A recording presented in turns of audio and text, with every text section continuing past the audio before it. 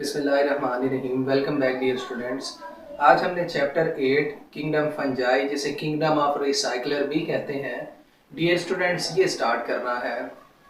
तो fungi kingdom of recycler जिसे कहते हैं, फंजाई की स्टडी को डियर स्टूडेंट्स माइकोलॉजी कहते हैं, और वो साइंटिस्ट जो फंजाई को स्टडी करते हैं इन्हें हम माइकोलॉजिस्ट कहते हैं। फंजाई की जो नाउन स्पीशीज हैं ये अप्रॉक्सीमेटली 1 लाख स्पीशीज हैं, और ये पॉइंट एमसीक्यू के अंदर भी पूछा जाता है। Fungi contain 1 lakh noun species. अब कुछ फंजाई ऐसी होती है जो पैथोजेनिक इन नेचर होती है, जो बीमारियां पैदा करने की सलाहियत रखती है। इनमें सबसे पहले जो फंजाई है इसे हम रस्ट कहते हैं, और दूसरी फंजाई डियर स्टूडेंट्स ये समट कहलाती है। उसके बाद मोल्ड भी फूड स्टफ को नुकसान पहुंचाने की सलाहियत रखती है। जो रस्ट है ये वीट के अंदर डिजीज पैदा करने की सलाहियत रखती है, और जो स्मट है ये कॉर्न के अंदर बीमारी पैदा करने की सलाहियत रखती है।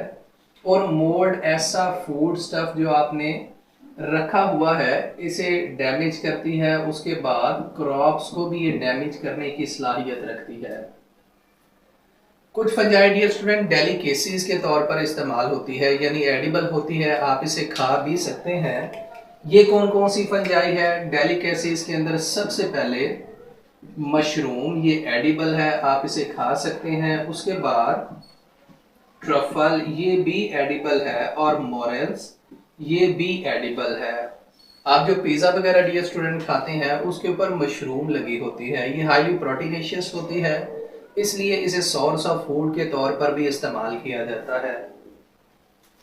कमर्शियली यूज जो फंजाई है या इम्पोर्टेंस है फंजाई की जो कमर्शियली इस्तेमाल होती है, इनमें पेंसिलियम जिससे पेंसिलिन ऑब्टेन की जाती है। अब जो पेंसिलिन है ये एंटीबायोटिक के तौर पर इस्तेमाल होती है, ये हमने पहले भी डिस्कस किया था।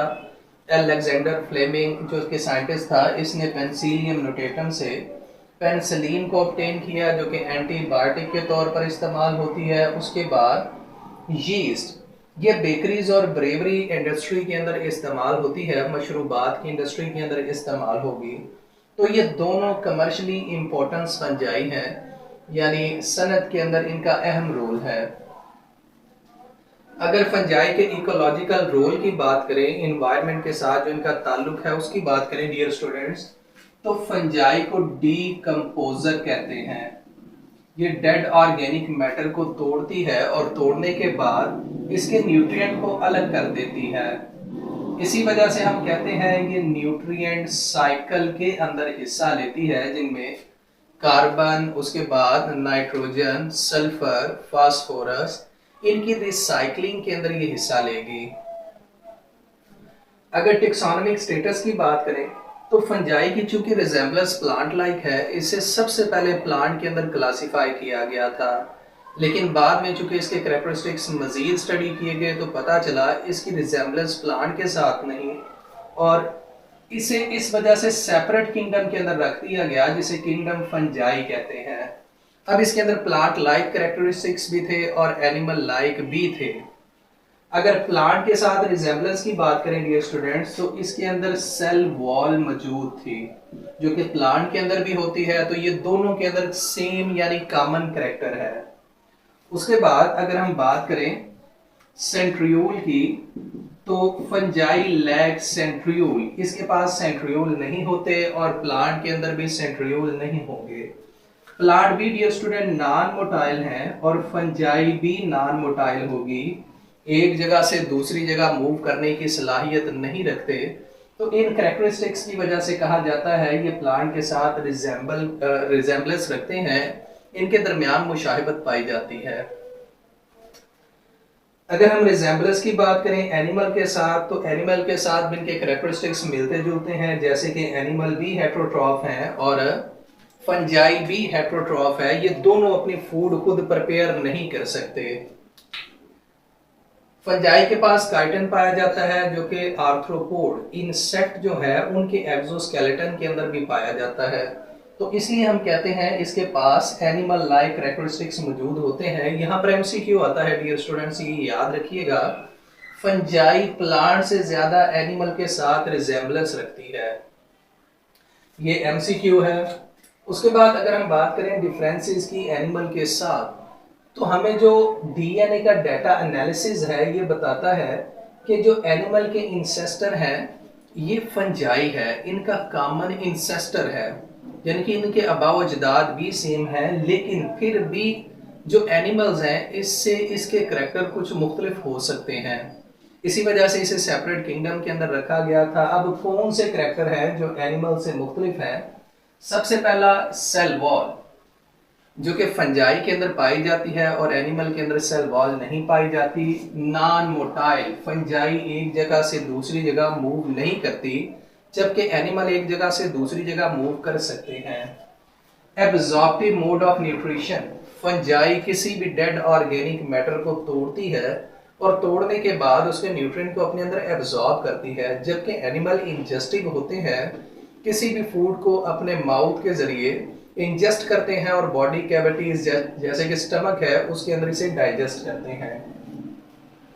न्यूक्लियर माइटोसिस की डियर स्टूडेंट बात करें तो इसमें जो न्यूक्लियर इनवेलप है ये ब्रेक नहीं करता, जस्ट न्यूक्लियर इनवेलप अंदर की जानिब कंस्ट्रिक्ट करता है। जैसे हमारे पास ये फंजाई का न्यूक्लियस है, दरमियान में क्रोमोसोम है, तो यहाँ से इसका न्यूक्लियर इनवेलप कंस्ट्रिक्ट करेगा और क्रोमोसोम को एक ही न्यूक्लियस के अंदर, एक ही सेल के अंदर अलग कर देगा। This is called nuclear mitosis, और ये सेपरेट से भी आपसे पूछा जाता है।